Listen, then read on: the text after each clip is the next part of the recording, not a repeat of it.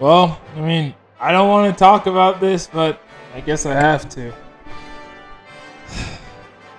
Let's get into the review. What's good, everybody? It's your boy, Slim Paco, coming at y'all again with another video. How's everybody doing today? Hope you're all well. So, the Bills went over to London to play a game against the Jacksonville Jaguars. And even though the team got on the flight and flew over to England, the offense and all the skill and health, they must have left that back in Western New York, at least for most of the game. Sheesh, this was a tough one to watch. I didn't get to watch most of it because I had work today, but let's start on the positive note. Let's talk about the good from this game. Alright, so Josh Allen, the Bills' Josh Allen, had a pretty good game. I mean, yeah, he did throw one interception on an arm punt. Besides that, he played pretty well. He's 29 of 40 with 359 yards and 3 total touchdowns, 2 in the air and 1 on the ground.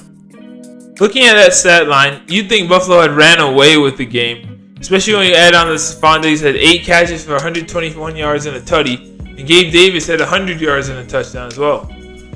Unfortunately, the passing attack didn't wake up until late in the second half, and by that time it was already a little bit too late.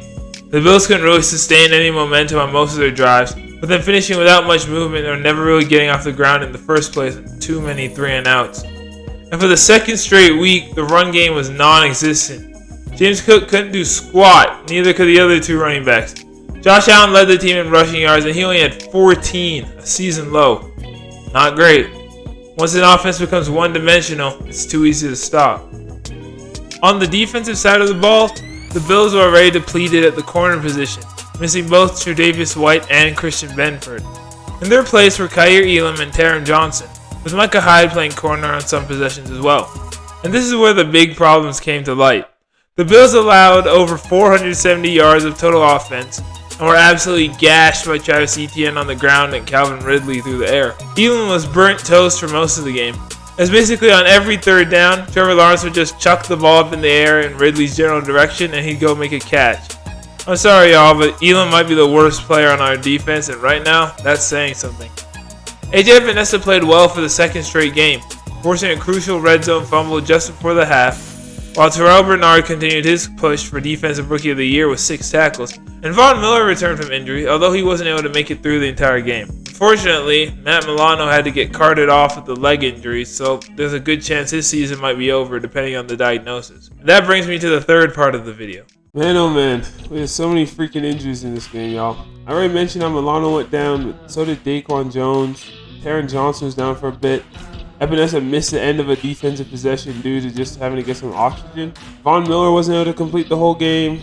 And Oliver was down for a little bit. The whole squad just looked banged up, but they couldn't wait to get out of London town. Apparently, one Bills defender even remarked after the game that playing service at Tottenham was like playing on concrete. I'm not really sure what's going to happen with the defense going into next week, but thank God we're playing the New York Giants, you know what I mean? And I hope that's a positive. Another issue with the game was penalties. There were 19 in total between both teams. The Bills had 11. And there was one possession where Osiris Torrance had 3 holding calls all by himself. Now, we were able to recover from those and still score a touchdown on the drive, but it was crazy, man. I'm surprised Kaiir Elam didn't have a passing interference called on him. Really, man, I'm concerned with how the Bills struggle against bad teams. You know what I mean? Like, couldn't be the Jets week 1. Couldn't beat the Jags on Sunday. If you want to be considered a good team, you have got to beat the bad teams. The Jets are a bad team. The Jags are a bad team. Like, those are games you have to win because the schedule's not going to get any easier. I mean, we still got to play the Cowboys, the Giants, we don't play the 49ers. We play the Chiefs. I mean, we play the Chargers. The Bengals won, so the Bengals are good. The Bengals are going to get better as the season goes on. I mean, we got to play the Dolphins again. You know, like this thing isn't going to get any easier, and we already have 2 losses now. Now we're behind the 8 ball. We're behind the Dolphins. We're behind the Chiefs now, and now the Jags are on a tiebreaker over us. So, you know, if the playoffs were to start today, yeah, we'd still be in it, but we'd be like a 6 or 7 seed. Just gotta find a way to be consistent. Can't have Josh Allen try and save you every single time, man. Other people gotta step up. Yeah. I'm just glad this game's over, man. Yeah, just glad this game's over. Well, that's the video. Sorry, y'all. The reviews for our losses are probably always going to be shorter than for our victories, unless like it happens in the playoffs or something. I got a lot to get off my chest. Just on the vibes to talk about the L's like I do the dubs, you know? But y'all still going to get a video from me regardless. Anyways, I hope y'all enjoyed it. Thank you for tuning in. And please don't forget to leave a comment down below. Hit the like button. Subscribe to the channel. turn on them notifications for me. I really appreciate y'all. Until the next one, go Bills. Later.